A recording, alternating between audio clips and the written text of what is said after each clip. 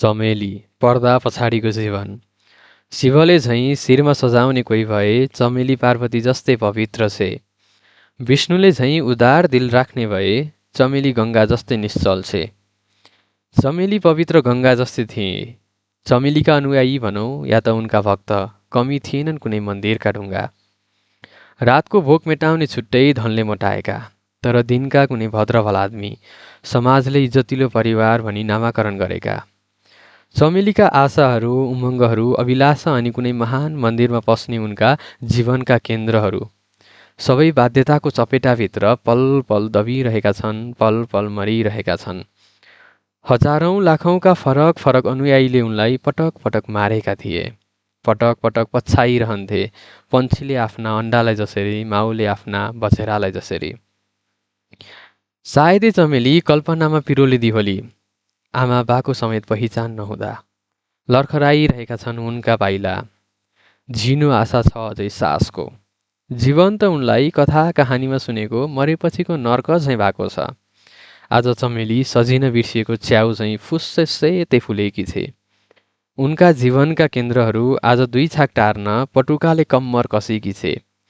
रसिला पाकेका मेवाका बोट जस्तै चमेली भित्रै खोक्रिँदै गएकी छे।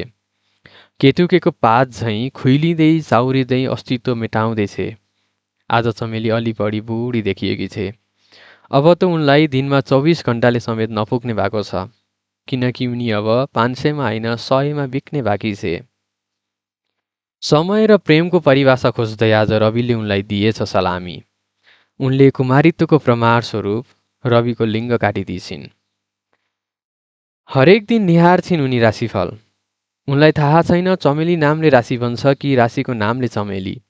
आज उनका राशिहरूमा सुनौला ताराहरूसँगको मिलन लेखिएको रहेछ। शीत र कलिला मुनासँग मृगतृष्णामा हुर्कँदै गरेका जीव डडेलो भनेर सिद्धाइन् सब।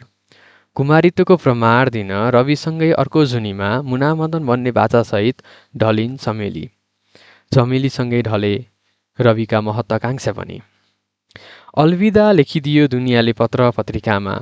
आज त राशिफल राख्ने ठाउँ समेत बाँकी रहेनछ उनको अलविदाले। उनको बाटो निकै फराकिलो थियो। चमेली फुल हुनुभन्दा अगाडि कोपिलामा नै फक्रिएकी थिए। कोपिलामा नै आफ्नो कुमारित्व तोडेकी थिए। होसभन्दा पहिले पछ्यौरी सम्हालेकी थिए। हिउँदका कठ्याङ्ग्री र रात होस् या त गाडीका ढोका र मन्दिरका दैलामा बस्दा होस्, त्यही पछ्यौरी तेर्साई भोक मेटाउने गर्थे। चमेलीको मनमा दयाको सागर, करुणाको खानी थियो। रस हुँदासम्म फल साथै बोक्रा पनि खुवाइन्। उनी आज आफैलाई सिद्धाइन्। तीजको समय, उनका पनि तीजका रहर। रातो सारी, सिन्दुरसँगै नौगेडी र चोली लाउने। वर्षौंको उनको जीवनका केन्द्रहरू आज रविसँगै ढले। उनको परिचय भन्यो हरेक पुरुषको रग रगमा। जब पत्रकार बनी पुग्या थियो रवि उनको परिचय लिन, रुवाइदिन समय र प्रेमको बेलविस्तार लगाएर। बाढी, पहिरो र प्रकोप आएको उनको जीवनमा आफै भासिएर कर्कलाको पानी झैँ पोखिछिन्। तिर्खा बनेर चमेली प्यासीको प्यास मेट्न रहरलाग्दो जीवन जहर खाँदै मधेरीमा बिताइछिन्।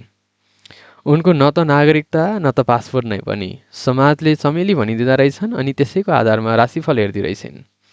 सन्तान प्राप्ति देख्दा अस्पताल पुग्थिन अरे, अनि पीडा कष्ट लेखिएको देख्दा बिहानदेखि मलिन मुहार बनाउँथिन अरे। तर आज उनी अस्ताइन्। न त परिवार नै छ उनको, न त आफन्त नै पनि। न त चिने नै छुन्छन्, न त छुन नै चाहन्छन्। उनी निकै बेर जलिन पालो पर्खिरहेछिन् आर्यघाटमा।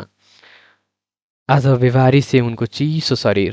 गिद्ध कागले पालै पारो ठुङ्गिरहेको छ। कुकुर पनि भुक्दै थियो रे वरपर। आज चमेली जलिन पालो पर्खिरहेकी छे। कुनै समय चमेली ग्राहकको पालो पर्खिरहेकी हुन्थे। तर आज चमेली जलिन पालो पर्खिरहेकी छे। चमेली